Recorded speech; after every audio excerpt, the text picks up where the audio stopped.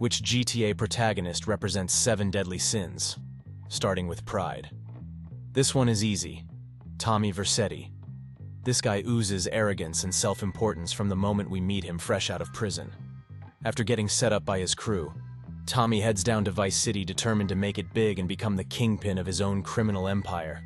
His pride and ambition won't let him just be a small-time thug. Throughout the game, we see Tommy's pride on full display. The way he carries himself, talks down to others, and demands respect at every turn.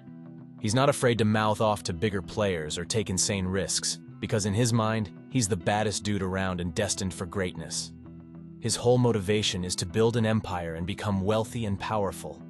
Classic, prideful goals. And he doesn't take crap from anyone who gets in his way, often lashing out in violently prideful rages. Even how he dresses with the bright Hawaiian shirt screams, "Look at me." In my opinion, Tommy embraces the pride sin to an extreme.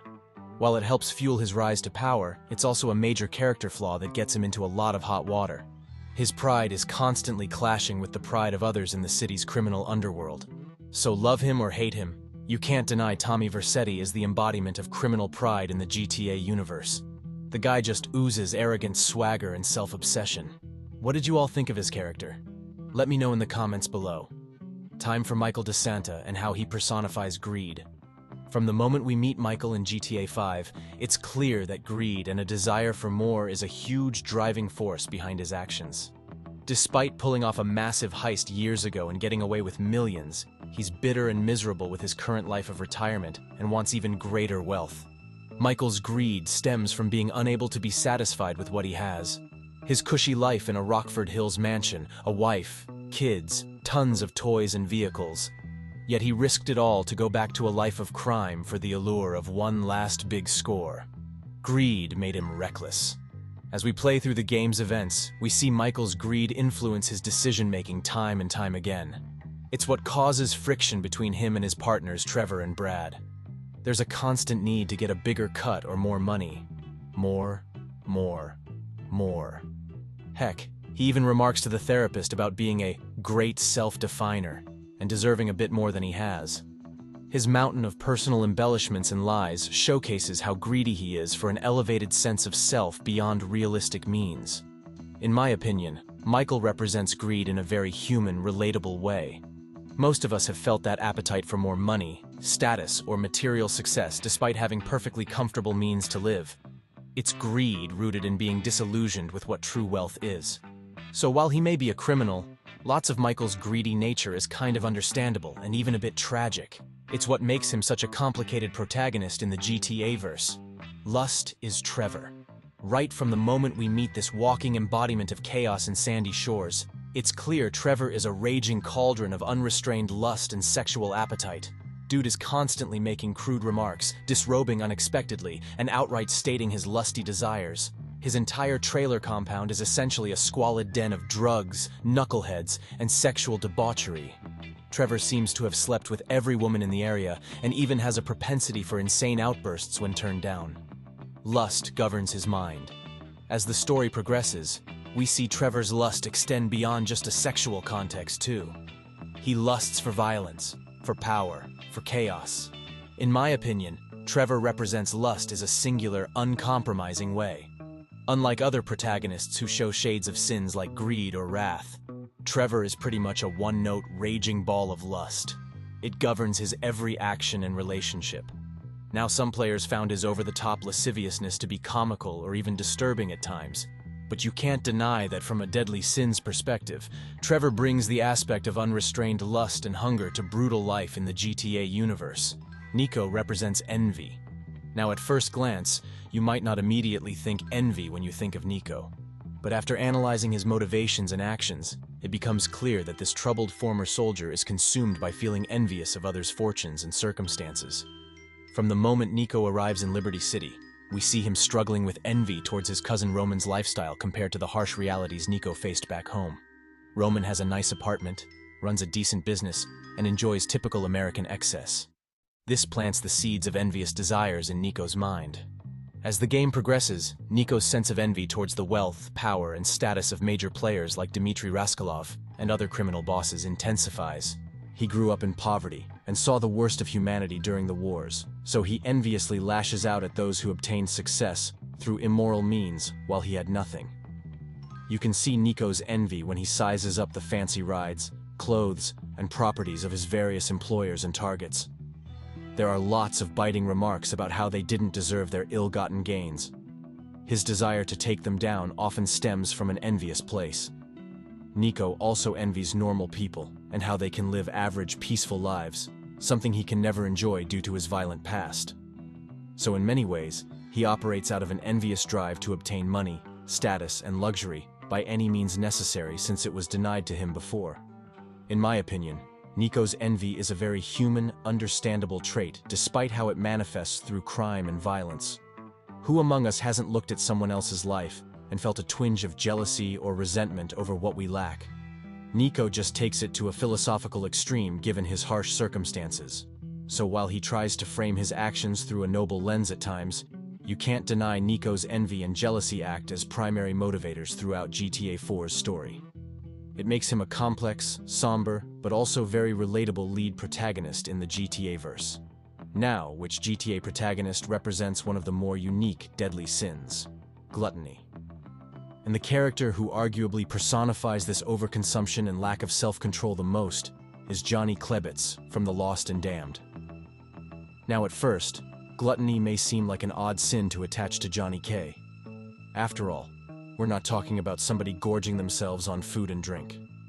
But if you look at Johnny's excessive appetites and addictions, especially to drugs and the outlaw lifestyle, you can see how gluttony manifests. From the moment we take control of the vice president of the Lost MC, it's clear Johnny has a gluttonous lack of restraint when it comes to getting loaded. The dude is pretty much permanently cooked on cocaine, meth, weed, you name it. He can't say no to excessive indulgences. This gluttonous attitude extends to how Johnny lives his entire life on the edge without breaks. He's an adrenaline junkie who can't get enough senseless violence, criminal behavior, and nihilistic thrills. Moderation is not in his vocabulary whatsoever, and much like other gluttons, Johnny's overconsumption of drugs, criminal excess, and thrill-seeking eventually leads to his downfall. His inability to exercise restraint causes him to make rash, destructive choices that throw the entire biker gang into chaos. Now compared to somebody like Trevor, who manages to mostly keep his unhinged gluttonous ways in check, Johnny fully embodies the lack of self-control aspect of the sin. He's constantly consumed, and it's his undoing.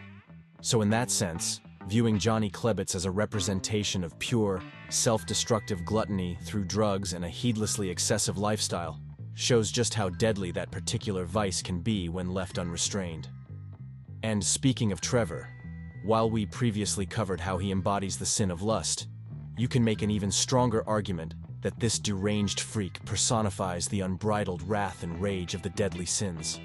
The way he screams, rages, and lashes out in violence over even the smallest perceived slights is like watching unchecked wrath in its purest form. Trevor's anger management issues and blinding fury stem from a childhood of abuse and untreated mental illness. So in many ways, his wrath is a coping mechanism that's become ingrained into every fiber of his being over the years. He knows no other way to exist except in a constant state of rage. As the GTA 5 story progresses, we continually bear witness to Trevor's outrageous displays of wrath through his actions and words. The guy lives and breathes hostility. Just look at how he treats members of his own crew, not to mention innocent bystanders who simply rub him the wrong way in a given moment. He'll go from zero to psychopathic furious meltdown in a nanosecond over something as simple as his romantic partner taking his clothes out of the dryer, making xenophobic remarks about the Mexican underworld 1 second, then bashing someone's skull in the next just because they looked at him sideways. Trevor is wrath manifest in human form, a ticking time bomb of pent-up resentment towards the world that's constantly on the verge of explosive detonation. You're always waiting for that next unhinged outburst of blinding anger to erupt. In that sense, he represents an unvarnished, harrowing example of what happens when you let wrath take the wheel. It turns you into a hulking id of destruction that alienates you from humanity and prevents any sense of happiness or peace from taking root in your soul. So, while characters like Michael and Franklin definitely had their moments of rage throughout the GTA 5 story, nobody holds a candle to Trevor when it comes to being the outright poster boy for wrath itself stalking that world. He's what happens when that sin takes over your entire existence. If we're looking at which GTA protagonist best personifies the deadly sin of sloth or laziness, you'd have to give that dishonor to Michael DeSanta. Now I know what you're thinking. How can the fast-talking, theoretically retired bank robber who gets dragged into one insane caper after another possibly represent sloth? But hear me out. At his core, Michael is a guy who has grown incredibly complacent, lazy, and slothful after achieving his dream of getting ultra-wealthy from the big one years ago. He's become bored, aimless, and completely unmotivated in the lap of luxury. Just look at how Michael spends the majority of his days before the events of GTA 5, lounging around the mansion in his tidy whities, air conditioning on full blast, sleeping in until noon, visiting overpriced yoga classes and therapy sessions out of sheer boredom and lack of purpose. Despite having a beautiful home, a loving if dysfunctional family, and all the money he could ever want, Michael embodied the sluggish, lethargic, bare minimum effort that defines a slothful existence. He lacked any drive or ambition beyond the occasional outburst of taking himself way too seriously. His slothfulness even extends to how he parents his kids and engages with his wife Amanda, putting in as little effort as humanly possible until they finally tire of his lazy, checked-out antics and go their separate ways. You can see the sloth eating away at his core. And when Michael does actually get motivated to do something proactive, like bank heist cliché number 3, or hustling for the big crew, it's only because he's bored out of his mind and chasing that long-lost sense of purpose and drive he had pre-riches. So in my opinion, Michael is the embodiment of sloth represented as a criminal who has grown hopelessly accustomed and complacent to a life of laziness and inactivity, despite having amassed extraordinary wealth. It eats away at his soul and roots him to the couch. And we are done. Do you agree with my judgment? Let me know in the comments section, and please don't forget to subscribe to the channel. That would really mean a lot. Thanks.